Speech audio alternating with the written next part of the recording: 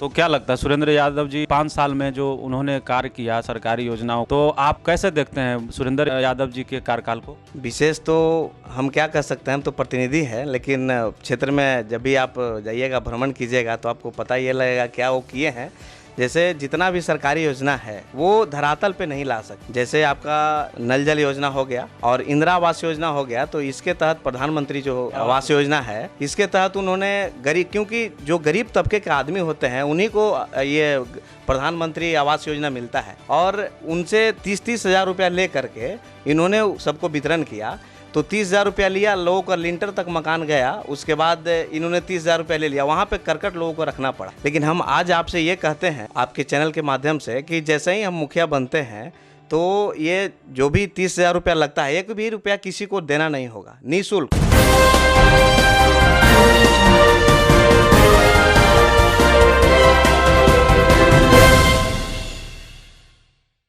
हमारा गांव हमारी पंचायत कार्यक्रम के तहत आरबीएस टीम न्यूज पहुंची है आज मसौढ़ी प्रखंड की रेमा पंचायत में। और रेमा पंचायत का एक गांव है खरजामा, जहां से आज इस बार के चुनावी मैदान में एक ऐसा युवा चेहरा मुखिया के पद के लिए नामांकन कराया है, और उसका नाम है महानंद कुमार। महानंद कुमार, ऐसा लगता है जैसे ये पूरे मुखिया पद के जितने प्रत्याशी हैं उसमें युवा चेहरा एक महानंद कुमार को ही दिखता है। तो आइए हम बात करेंगे युवाओं के चेहरे को। महानंद जी जिस तरीके से नेतृत्व कर रहे हैं, तो क्या है योजना और इस चुनाव में किस मुद्दे को लेकर वो जा रहे हैं जनसंपर्क अभियान में, हम उनसे सीधी बात करेंगे। सबसे पहले महानंद जी आप मेरे बीच हैं, और महानंद जी को बहुत बहुत स्वागत है आरबीएस न्यूज मसौढ़ी की टीम की ओर से। जी बिल्कुल, आप सभी आरबीएस टीमों को धन्यवाद। कैसे ये बताइए कि ये चुनाव में एक युवा चेहरा, कह सकते हैं कि एकदम यंग, और अचानक से मुखिया पद के लिए आपने नॉमिनेशन कराया, तो मुखिया पद के लिए ये चुनाव लड़ने की जो योजना बनी, कैसे बनी, किस तरीके से आप आए और मुखिया पद का चुनाव लड़ रहे हैं? जैसे हमारे पिताजी बहुत पुराने राजनीति करते हैं और उन्हीं का सारा बनाया हुआ क्षेत्र है, तो लोगों का विचार हुआ कि इस बार आपको आना चाहिए, तो हम इस मैदान में आए और लोगों का प्यार दुलार बहुत मिल रहा है, यही सब है। तो क्या लगता है, जैसे आप कह रहे हैं कि पिताजी की एक छवि अच्छी रही है और राजनीतिक में उनका पहचान रहा है, उस पहचान की वजह से आप आए, ये भी कह रहे हैं कि गांव के लोगों ने कहा कि चुनाव लड़िए, तो सिर्फ गांव के लोगों ने कहा या पूरे रेमा पंचायत के? पूरा पंचायत के लोगों ने कहा, लोगों ने देखा, लोगों से बातचीत किया हमने, तो उन्होंने बोला आपको आना चाहिए, युवा सोच लेकर के, क्योंकि एक बार राजनीति में युवा की भी भागीदारी होनी चाहिए। बार बार जो भी लोग बने, लेकिन उनको कुछ बेहतर नजर आया, इस लेकर के उन्होंने बोला कि भाई एक बार आपको आना चाहिए, और लोगों का प्यार दुलार मिल रहा है लगातार। आपकी उम्र क्या है? उम्र हमारी 24 साल है। मात्र 24 साल? जी बिल्कुल। रेमा पंचायत से मैं बता दूं आपको मित्रों कि कुल 25 उम्मीदवारों ने अपना नामांकन कराया है। तो क्या लगता है आपको कि आप 24 साल के हैं और चुनावी मैदान में हैं, तो क्या लगता है आप जीत जाएंगे इस बार? जी बिल्कुल, लोगों का इतना प्यार दुलार मिल रहा है और समर्थन मिल रहा है अपार, कि लग रहा है बिल्कुल जीतेंगे। तो हम कैसे मान लें? देखिए, जितने भी प्रत्याशी हैं गांव में जा रहे हैं, जनसंपर्क अभियान चला रहे हैं, और वो विकास के मुद्दे को लेकर के ही बात करते हैं।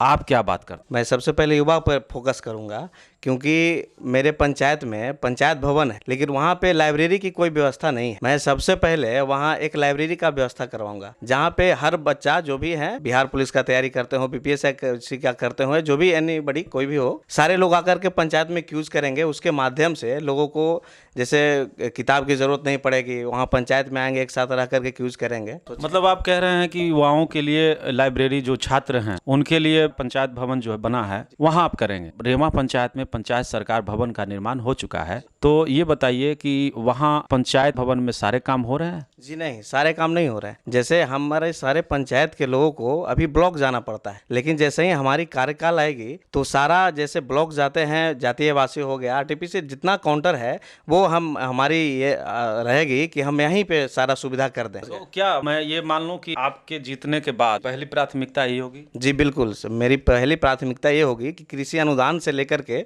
जितना भी सारा चीज़ है, ये जातीय हो गया, आवासीय हो गया, इंदिरा आवास, जितना भी योजना है, किसी को मसौढ़ी जाने की जरूरत नहीं है। ब्लॉक सारा सुविधा यहीं लगेगा। जो भी लोग हैं, सिर्फ रेमा हमारे जो है यहाँ पे बना हुआ है पंचायत भवन, यहीं पे लोगों को जा कर के और सारी काम हो जाएगी। पंचायत सरकार भवन में ही सारे काम होंगे। सरकार की योजना भी है कि पंचायत के लोग ब्लॉक ना जाकर के अपने पंचायत सरकार भवन में जाकर अपना सरकारी योजना से संबंधित जो भी काम है वो करवाएं। और ऐसा महानंद जी कह रहे हैं कि सारा काम यही होगा, लेकिन ये भी बता रहे हैं कि फिलहाल वहां कोई काम नहीं हो रहा है। तो इसके पीछे रीजन क्या है, क्यों नहीं काम हो रहा है जब भवन बन चुका है? तो भवन बन चुका है लेकिन सारा वहाँ पे टेबल कुर्सी लगा हुआ है, लेकिन बैठने वाला कोई है नहीं। जैसे इसके पहले पिछले जो भी मुखिया रह चुके हैं, ये तो उनका दायित्व बनता है कि वो उसे रह करके उसको चलाएं अच्छी ढंग से, लेकिन अब उनके पास कुछ सोच ही नहीं है, तो फिर अगला आदमी क्या कर सकता है। कौन है मुखिया वर्तमान में? सुरेंद्र यादव।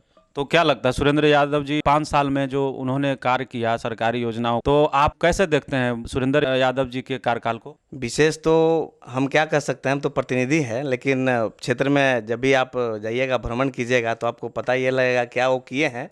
जैसे जितना भी सरकारी योजना है वो धरातल पे नहीं ला सकते। जैसे आपका नल जल योजना हो गया और इंदिरा आवास योजना हो गया, तो इसके तहत प्रधानमंत्री जो आवास योजना है, इसके तहत उन्होंने गरीब, क्योंकि जो गरीब तबके के आदमी होते हैं उन्हीं को ये प्रधानमंत्री आवास योजना मिलता है, और उनसे 30-30 हज़ार रुपया ले करके इन्होंने सबको वितरण किया। तो 30 हज़ार रुपया लिया, लोगों का लिंटर तक मकान गया, उसके बाद इन्होंने 30 हज़ार रुपया ले लिया, वहाँ पे करकट लोगों को रखना पड़ा। लेकिन हम आज आपसे ये कहते हैं आपके चैनल के माध्यम से कि जैसे ही हम मुखिया बनते हैं तो ये जो भी 30 हज़ार रुपया लगता है, एक भी रुपया किसी को देना नहीं होगा, निःशुल्क, क्योंकि वो निःशुल्क आता है। उसमें कोई हमारी ये नहीं होगी कि मैं पैसा लूँगा, क्योंकि जब उसका घर मकान बन जाएगा तो किसी न कहीं दूसरे तरफ से मेरे पास आशीर्वाद चला है। पैसा की जरूरत उतना ज़्यादा नहीं, पैसे की जरूरत नहीं है, आशीर्वाद की जरूरत है, ऐसा ये मान रहे हैं महानंद जी। और ये मुखिया पर सीधे तौर पर आरोप लगा रहे हैं कि उन्होंने प्रधानमंत्री आवास योजना में लाभुकों से पैसा लिया 25-30 हज़ार। ये किस दावे के साथ आप कह सकते हैं कि पैसा उन्होंने लिया? बिल्कुल हर आदमी से पूछ सकते हैं, जो लाभुक हैं उनसे पूछ सकते हैं। जैसे आप कवरेज कीजिएगा हर एक क्षेत्र में तो वहाँ पे आपको जानकारी मिलेगी, हर लोगों से कहने के लिए मिलेगी। लगभग मेरे पंचायत में 600 से 700 के बीच में टोटल आवास आया है। तो हम ये सोचते हैं कि हर गांव में 20-25 लोगों को मिला होगा, तो उन लोगों से पूछिएगा तो बिल्कुल बताएंगे उन लोग। मुखिया जी के और कार्य है, 7 निश्चय योजना देख लीजिए, अन्य जो योजनाएं हैं मुखिया के तहत किए जाने वाली योजनाएं, उस योजना के बारे में बताइए कि आपके इस पूरे पंचायत में कहाँ कहाँ काम हुआ, कहाँ कहाँ नहीं हुआ। मेरा पंचायत में जो नल जल का कार्य हुआ 7 निश्चय योजना का, कहीं टंकी लगा हुआ है तो पाइप नहीं, पाइप लगा हुआ है तो टंकी नहीं। उसके बाद जो भी हमारे गांव में, मेरा पर्सनल जो गांव है खरजामा पड़ता है, यहाँ पे कुछ भी विकास जीरो है, नहीं नाली, नहीं गली, नहीं ढलैया। उसके बाद आप रेमा में चले जाइए, रेमा में भी कुछ नहीं है, कहीं पे 100-200 फीट हो गया, वो बात अलग है 5 साल में। उसके बाद यहाँ से बढ़ जाइए भजन बिघा, जिलाल बिघा, कुछ नहीं है। जिलाल बिघा थोड़ा बहुत हो जाए तो बहुत है, लेकिन इसके आगे बढ़िए तो तरपुरा एक गाँव है, वहाँ पे गली है लेकिन नली नहीं है। इसके कारण लोगों का क्या है कि पानी जो भी घर से निकलता है वो गली में जाकर के गिर जाता है, और इसके वजह से ऐसा है कि पूरा गली में कीचड़ भरा हुआ है। आप वहाँ पैदल नहीं बुल सकते क्योंकि वहाँ नली ही नहीं है। तो उसके लिए नली पहले बनवाना है, लेकिन उन्होंने प्राथमिकता नहीं समझी, नहीं नली उन्होंने नहीं बनाया। उसके बाद छोटकी मसौड़ी में भी रास्ता का बहुत दिक्कत है, अंदर में, इधर से तो रोड है लेकिन अंदर में रास्ता का बहुत दिक्कत है, उन्होंने वहाँ भी कोई काम नहीं किया। आप बताइए कि आपके रेमा पंचायत में कितने गांव हैं? टोटल 13 गांव, 13 वार्ड हैं, 11 गांव हैं, टोला भी हैं 3, खरजामा, जिलाल बिघा, रेमा, उसके बाद भजन बिघा टोला है, बहादुर बिघा और सोहन बिघा। उसके बाद पैन पर उसी के अंतर्गत आता है, जहाँ की वर्तमान पहले मुखिया रह चुके हैं सुरेंद्र यादव जी। उसके बाद छोटकी मसौड़ी, लाला बिघा, तरपुरा, सगुनी। देखिए, हम ये जानना चाह रहे हैं कि आप कह रहे हैं कि मुखिया जी ने काम नहीं किया, आप दावा कर रहे हैं कि हम काम करेंगे, युवाओं का सोच है आपके पास कि युवाओं के लिए काम करेंगे, और कोई योजना जो आप अपने तरीके से करना चाहते हैं पंचायत के विकास के लिए? जी, जैसे ही हम बनते हैं तो एक हमारी रहेगी ये कि एक एम्बुलेंस सुविधा हम उपलब्ध करवाएंगे, जो कि एम्बुलेंस होगा, और कहीं भी पूरे पंचायत के अंदर में किन्हीं को भी कोई दिक्कत हो, वो टोल एक नंबर रहेगा, उन नंबर पे फ़ोन करेंगे, एम्बुलेंस उनको जा कर के सुविधा देगी। और उसके बाद जैसे जो हमारे जब बनते हैं उसके बाद जो भी सरकारी फंडिंग आता है उसको हम एकदम अच्छे तरीके से करेंगे।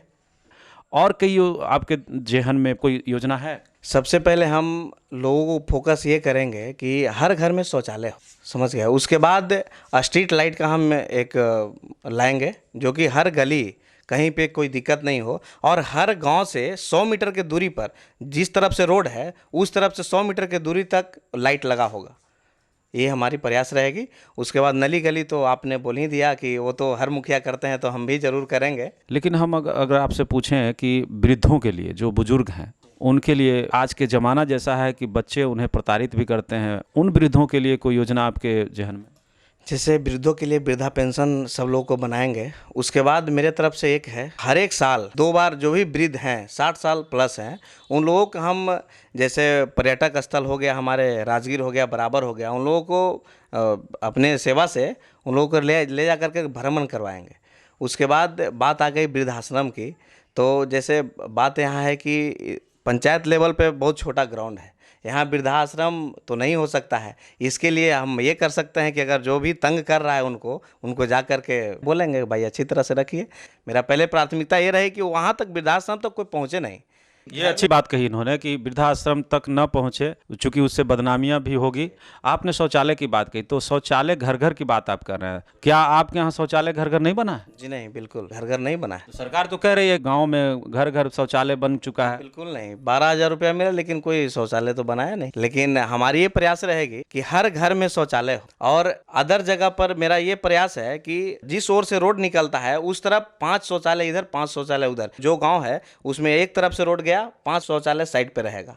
आप कह रहे हैं, सीधा तौर पे आरोप लगा रहे हैं कि घर घर जो शौचालय बनाने की योजना थी सरकार की, वो फेल होती दिख रही है। बिल्कुल बिल्कुल, अभी सर्वे किया जाए लोगों का, बिल्कुल नहीं हुआ है।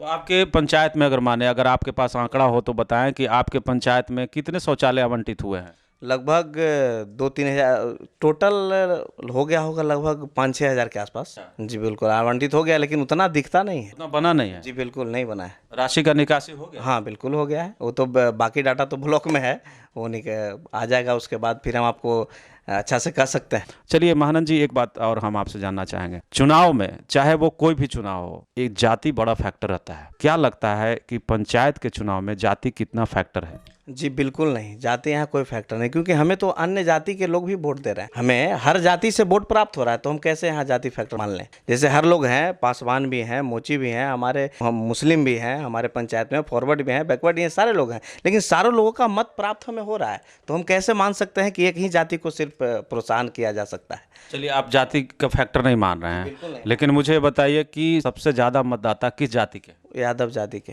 तो ऐसे ही तो फायदा आप ही को मिल रहा है। जी बिल्कुल मिल रहा है, लेकिन हम जाति को लेकर के नहीं चल रहे हैं। नहीं, हमारी आशा है कि जाति को लेकर के नहीं चलेंगे, क्योंकि वो जाति से किसी को ये नहीं इंडिकेट किया जा सकता है कि वो क्या है क्या नहीं है। चलिए महानंद जी, एक सवाल और हम आपसे पूछते हैं। चंद्रदेव प्रसाद पूरे पंचायत के कहें तो एक चेहरा रहे हैं, और उनके पुत्र हैं महानंद कुमार जी। मुझे ये बताइए कि आपके इस खरजामा से कितने प्रत्याशी हैं? 3 प्रत्याशी, 2 प्रत्याशी और हैं, एक हम हैं, 3 हैं टोटल। तो सबसे पहला लड़ाई तो आपको गांव में ही लड़ना पड़ रहा है। गांव में एक प्रत्याशी आप ही को क्यों नहीं चुना गया? जी बिल्कुल, अब गांव तो हमें प्रत्याशी चुन लिया, लेकिन खुद जो 2-3 लोग हैं वो खुद अपने आप को प्रत्याशी चुनने में लगे हुए हैं। गांव तो हमारे साथ 80%, 90% गांव मेरे साथ, ये नहीं हम कह सकते हैं कि 100% है, क्योंकि जब 100% मेरे साथ गांव रहता तो फिर वो 2 कैंडिडेट कहाँ से हो जाते। तो इसके लिए फैक्टर ये है कि मेरे पास 85% पब्लिक मेरे साथ हैं गाँव के, इसीलिए हम चुनाव मैदान में भी हैं। लोग हमारे साथ लगातार जनसंपर्क में चलने के लिए तैयार भी हैं, लोग हमारे साथ डेली जनसंपर्क में घूम भी रहे हैं। तो जीत का आधार क्या है? कैसे लगता है कि आप जीत जाइएगा? जैसे हमने नामांकन कराया 8 तारीख को, लोगों का बहुत अपार समर्थन मिला और लोगों ने बहुत भीड़ में तब्दील होकर के हमें आशीर्वाद दिया। तो इस तरह से हमें लगता है कि नहीं, हर जगह हर गांव में मेरा कहीं ना कहीं बहुत अच्छा बना हुआ है और उन लोगों ने आशीर्वाद प्यार दिया। आपके पंचायत रेमा की बात करें तो रेमा पंचायत में 25 कैंडिडेट हैं मुखिया पद के लिए। इस भीड़ में कैसे मान लें कि आपको लोग वोट करके आपको जिता देंगे? जैसे कैंडिडेट बहुत सारे हैं लोग, लेकिन लोगों को चुनना है कि उसमें मेरे लिए बेहतर कौन है। अगर लोगों के लिए बेहतर अगर खड़े हम होंगे तो बिल्कुल हमें अभी तक सपोर्ट में हैं वो सारे लोग अभी तक सपोर्ट में हैं और उनका जहाँ पे जाते हैं इतना ना प्यार दुलार मिलता है कि आपको हम क्या बताएं। तो भाई आप कवरेज कीजिएगा एक हर गांव में, तो आपको बखूबी पता चल जाएगा। हालांकि लोकतंत्र में सभी को चुनाव लड़ने की आज़ादी है और इस आज़ादी के तहत इस पंचायत से 25 कैंडिडेट हैं मुखिया पद के लिए। देखना बड़ा दिलचस्प होगा कि इन 25 प्रत्याशियों में जीत का तमगा किसके हाथ लगता है। महानंद जी, जाते जाते मैं एक सवाल जरूर आपसे करना चाहूंगा कि आप अपने जनता इस निष्पक्ष चुनाव में संदेश क्या देना चाहते हैं? जी, मैं यही संदेश देना चाहता हूँ कि सब लोग हमें अपार प्यार दें और समर्थन करें। आप लोगों के बीच महानंद हमेशा खड़ा रहेगा। हमेशा खड़ा रहेंगे और सुख दुख में साथ रहेंगे, ऐसा कहना है महानंद जी का। महज 24 साल की उम्र में पहला ऐसा प्रत्याशी जो मुखिया पद के लिए चुनाव लड़ रहे हैं रेमा पंचायत से। देखना बड़ा दिलचस्प होगा कि क्या इस युवा को लोग जिताते हैं, विजयी बनाते हैं। तब तक आप देखते रहिए आरबीएस न्यूज मसौढ़ी। मैं अरविंद कुमार अपने कैमरामैन राकेश के साथ। बहुत बहुत धन्यवाद।